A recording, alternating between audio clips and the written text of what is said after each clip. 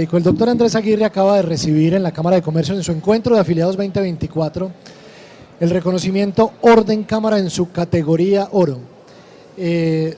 Sobra entrar en detalles de los merecimientos, que son todos, y sobra entrar en detalles de las enseñanzas del doctor Aguirre, que también son todas. Muchas felicitaciones y gracias por estar aquí, doctor Aguirre. Muchísimas gracias, muchísimas gracias. Yo debo repetir estas cosas, ¿cierto? Y lo expresé ahora, además de la gratitud de recibir esta distinción que tiene gente muy especial, como el doctor Gabriel Harry Nestroza, que tantos años presidió la Cámara. Pero volver a decir, mire, uno nunca llega donde llega solo, no llega muy acompañado, muy respaldado, muy ayudado de muchas personas, y yo tengo que reconocer eso. Yo soy un heredero de un montón de cosas que me dio la vida en suerte, y eso tengo que agradecerlo también. Y lo segundo para mí más importante es que todo honor acarrea una responsabilidad. Los griegos empezaron a profundizar en la época de Sócrates, Platón y Aristóteles, quién debería ser un héroe. Incluso la palabra héroe es muy bonita porque viene del griego eros. Eso sonaría así como extraño, pero Eros en la mitología griega era el hijo de un dios y una mortal. Sí, el dios era Poros, que es la abundancia, y la mortal era Penia, que es la miseria. Y Eros era el que en medio de la miseria había logrado la abundancia. Por lo tanto, merecía honor, pero aquí voy al punto. Pero honor es lo oneroso, lo que cuesta. O sea, que al héroe, además de que tenía un merecimiento, no podía, y otra vez la palabra, deshonrar. Entonces, con esta distinción, a mí lo que me están es generando una responsabilidad, hay que decirlo así, es una carga bonita de seguir contribuyendo a la sociedad, ¿cierto? A partir de esta nueva circunstancia de mi vida, que hoy es como exdirector de una institución. Pero mi gratitud a la Cámara por este homenaje que realmente me compromete para seguir aportando lo poquito que pueda, pero por lo menos para que esta sociedad y para que en lo que yo pueda influir sea para mejor. Doctor Andrés, hablamos de enseñanzas. Yo quiero saber en qué crisol hay que poner la vida para aprender humildad, justamente para reconocer que en el otro está la compañía para los grandes logros. No, el hospital era en muy buena parte ese crisol, ver nuestra fragilidad, ver cómo somos de vulnerables, cómo nos necesitamos los unos a los otros. Muchas veces dije esta expresión que puede sonar dura, que a mí me gustaría que todos rotáramos por lo menos 3 días, si pasáramos por una unidad de cuidados intensivos, pero es una metáfora para que viéramos cómo nuestra vida, sí, cualquiera que sea nuestra característica, queda en manos de otros, y cómo no nos bastamos a nosotros mismos, que esa es otra creencia falsa que tenemos. No nos bastamos a nosotros mismos, y somos muy frágiles, y eso nos enseña nuevamente a ser humildes, pero también nos enseña otra cosa, ¿cierto? Y es que sin duda que somos vulnerables, pero también tenemos esa oportunidad de ser don para los demás. Yo siempre usé la expresión, que no es mía, el darse, que no es lo mismo que dar. Ponía hasta un ejemplo medio idiota. Yo me buscaba los ejemplos para yo poderme entender a mí mismo.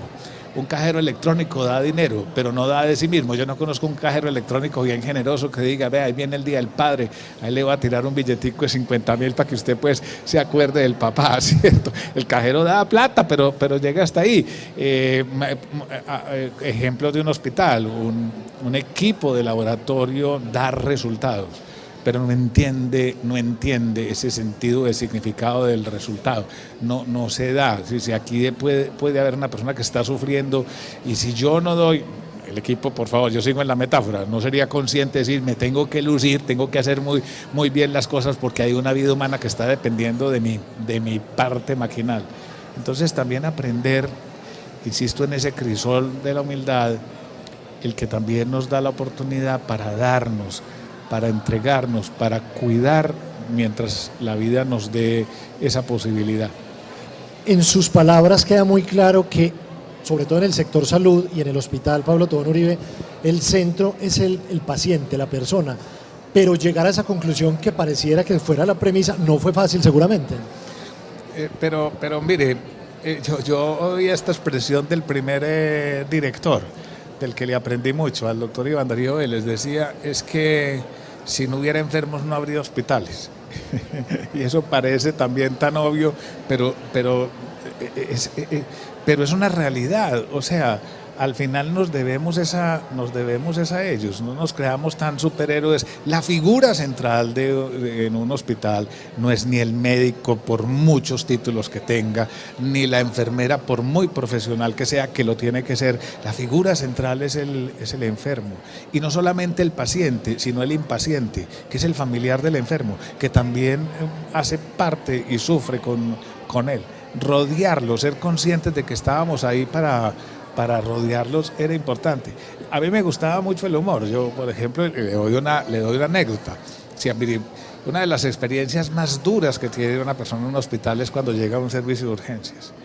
Yo les decía, cambiemos la mentalidad, porque muchas veces miramos al paciente como si llegara allí, sí, ¿a qué viene? Yo voy a decirlo jocosamente como lo decía allá, debíamos poner un aviso en muchos hospitales, no en el Pablo, pero usted siempre llega a la hora que no es, porque así lo miran. Si llega leve, le dicen, ¿usted qué está haciendo aquí? Si eso no es una urgencia. Y si llega grave, también lo miran feo y le dicen, ¿usted por qué no vino antes? ¿Usted por qué no vino antes? Y entonces la gente dirá, ¿y entonces yo a qué horas vengo? Sí, esas pequeñas cosas de humor, sí, ayudaban a cambiar la mentalidad y a enfocarnos nuevamente en eso que acabas de decir, en que la figura central es ese ser humano que nos necesita. Esa vida que tenemos que cuidar, pero que es muy exigente. La palabra cuidar viene, oye, es bellísimo, la gente no empate, voy a empatar aquí las brevemente. etimologías son maravillosas. Cuidar y médico, ¿cierto? La palabra cuidar viene del latín cogitus, ¿sí? Que significa pensar.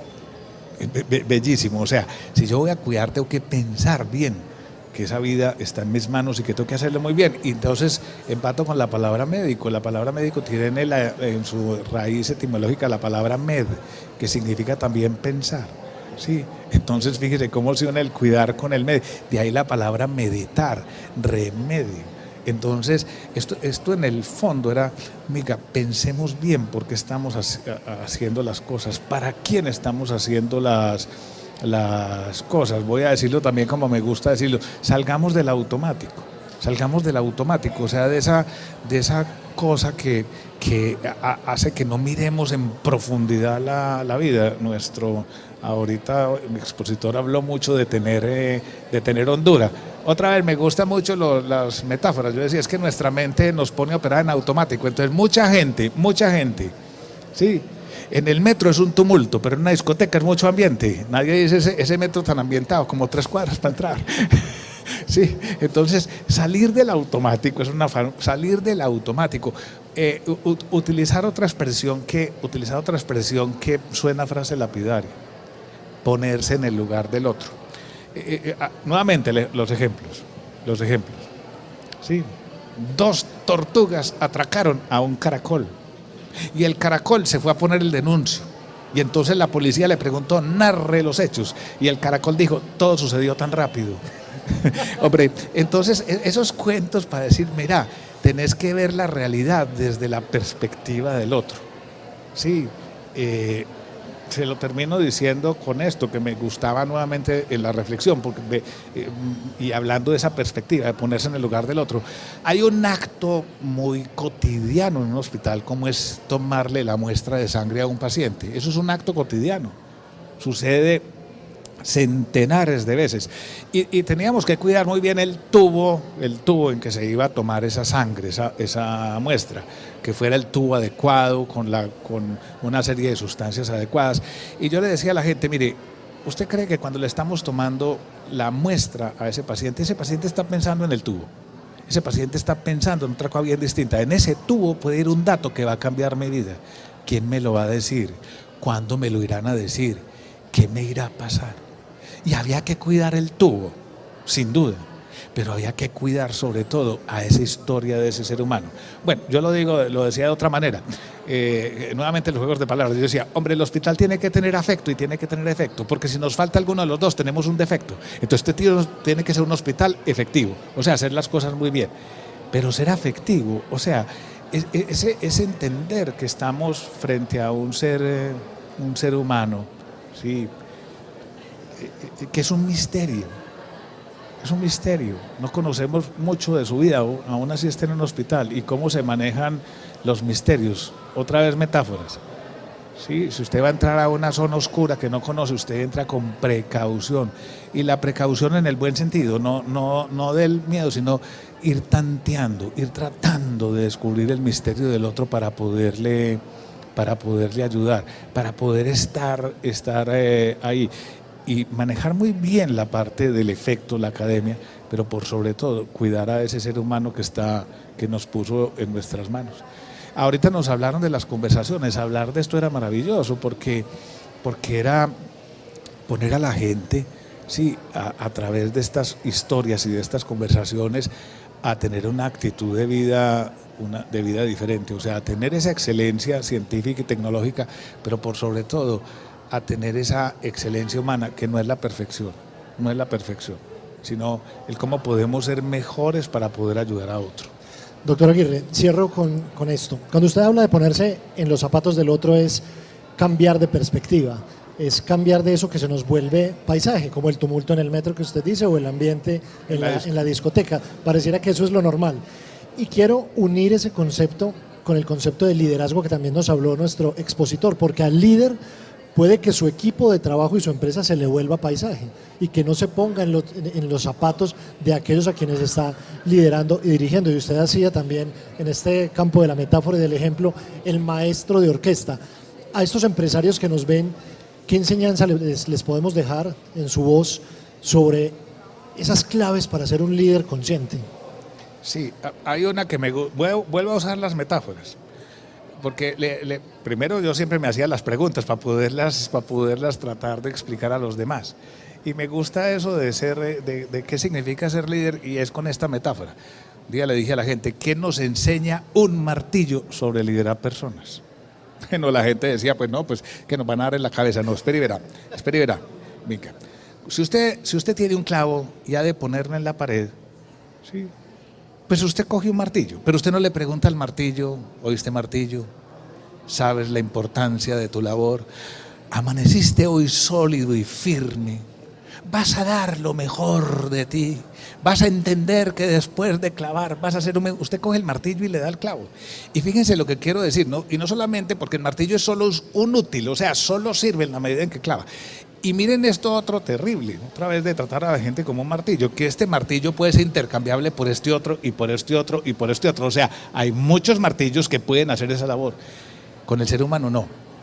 El ser humano, cuando vas a liderarlo, vas a tener que preguntarle, ¿y tú quién eres? ¿Qué quieres? Vas a entender el propósito de lo que vas a hacer. Sí, que vas a transformar, para mí era una obsesión, vas a transformar historias. ¿Qué historias querrás que cuenten después de haber entrado en contacto contigo? Y vas a entender que al ayudar al otro, ¿sí?, estás creciendo también como persona, o estás decreciendo, o te estás degradando.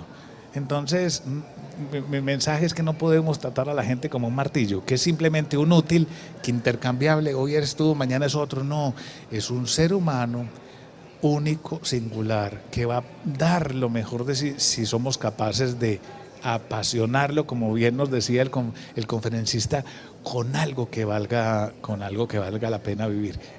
Insisto en que ese entrar en contacto con el otro, sí, creí una historia nueva de humanidad. Yo contaba una anécdota muy, muy corta, y esto es verdad, que me servía para decir, mire cómo trascendemos.